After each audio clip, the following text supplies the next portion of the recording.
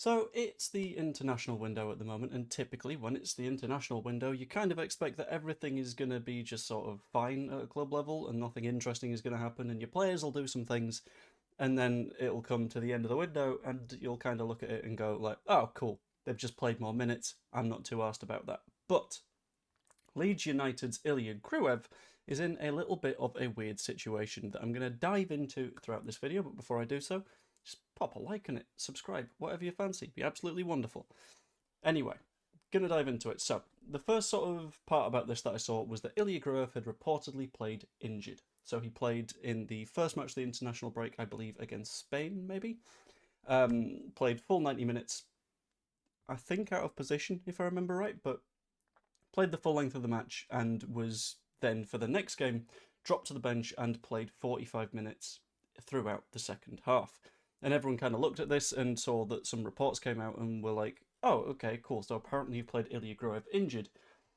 Now, I wish it was that simple. I wish it was as simple as Leeds United midfielder injured, because if it was, then we could look at it and go like, okay, we've got a bit of a problem. Tanaka's out, Ampadu's out, Gruev is potentially out. Let's see where this one lands. But it gets a little spicy.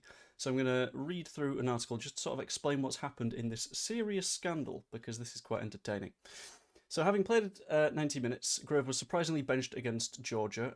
His boss, Ilia Gruev, which is a fantastic name, suggested Gruev could not start due to picking up a knock.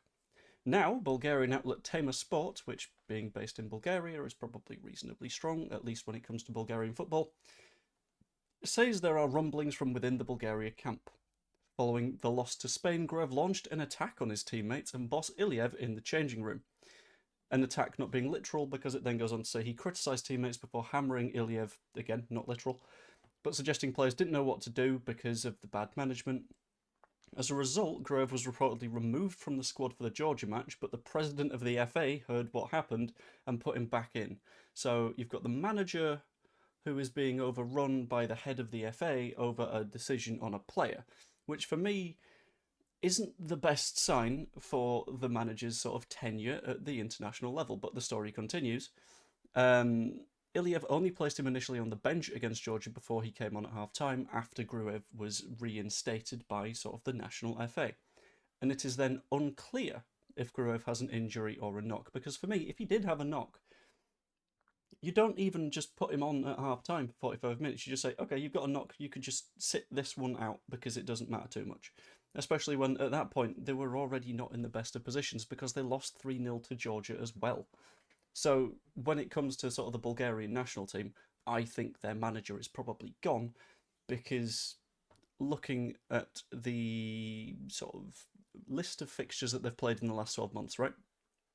The last time they won a game of football was last September the 8th, the day that I'm recording and putting this video out, against Northern Ireland. Since then, they have...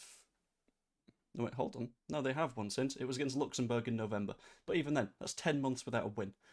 And that includes losses to Ireland twice, draw with Cyprus, lost to Greece, lost to Spain, lost to Georgia. A draw with Belarus isn't fantastic, and even before that, they lost 5-0 to Northern Ireland. That is not a good-looking Belarus side right now. And Ilia Gruev sort of sliding on in and saying, what's going on, is, for me, not the worst of signs, right? And I'm going to just sort of like wade into this and sort of give a personal perspective before getting onto some other little bits and bobs of news that have apparently been sort of floating around the ether. But for me, that's not a bad sign of Ilia Gruev as a person. For me, that is a sign that Ilia Gruev is sort of someone that deeply cares about results, and when it's been 10 months since the nation has won a match, 12 months since he personally has won a match with his national team, that's where you kind of start losing your head, and it's understandable to start losing your head and say, okay, we need to give a bit of a shit, because we need to actually turn this around, which tells me that Gruev is a good character to have right now. A lot of people will see that there's been a little bit of sort of combativeness going on, and they'll go, yeah, we don't want anyone that's been part of that.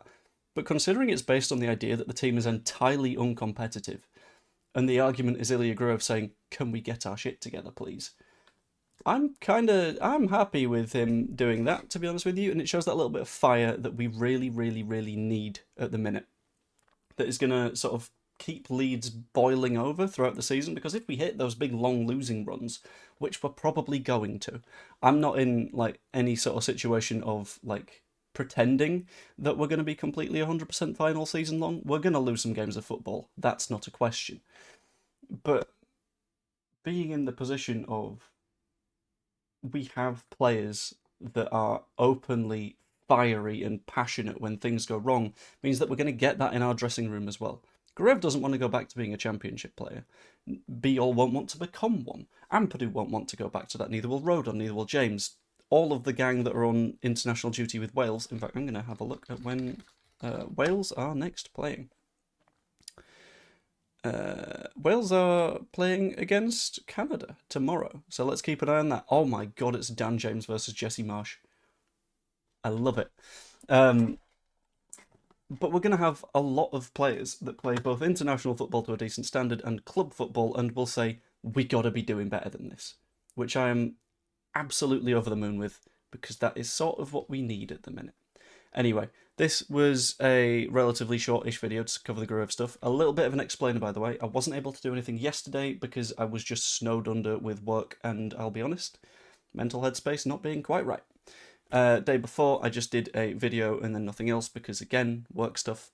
But I'll be swinging back into things over the next few days. I've got that FM stream coming up at some point very soon. We're going to be reliving Deadline Day, but we're going to be doing it ourselves as a sort of how would we have approached it kind of thing, and we'll build our ideal Leeds United squad, and then we'll take that throughout the season and we'll see if we do reasonably well. I hope so, because if we don't, that's going to be an entertaining set of streams where there's going to be a little bit of head loss.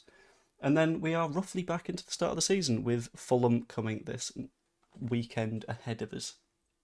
I'm thinking press conference on Thursday, and then we'll work out what goes from there. But yeah, that was a sort of general rundown. In terms of other little bits of news that are floating around, there's not too much. Again, it's quite hard to sort of cover what's been going on at Leeds United when what's been going on at Leeds United is some training and everyone else is somewhere else.